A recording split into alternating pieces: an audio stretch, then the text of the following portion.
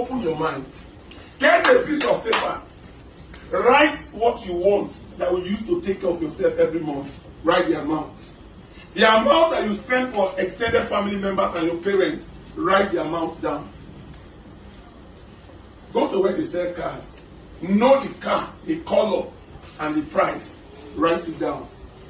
If you want to own a house and where you are staying you don't like it, go to where you would like to stay. Ask for the price of rent in that area. Write the amount down. If you are not married and you are looking for a woman to marry, write what you want in the woman that you want. Write it down. If you have a business that you want to start, write it down. When you finish writing it down, read it to yourself in the next 7 days. In the night before you sleep. After that 7 days, your spirit will have heard you. Your mind will have taken it. When you go out, you start seeing the color of the car you want. Because God will be showing you, see the car you said you want. And before you know it, the money to look for this, to buy this car will start getting attracted to you. You are what you attract to yourself.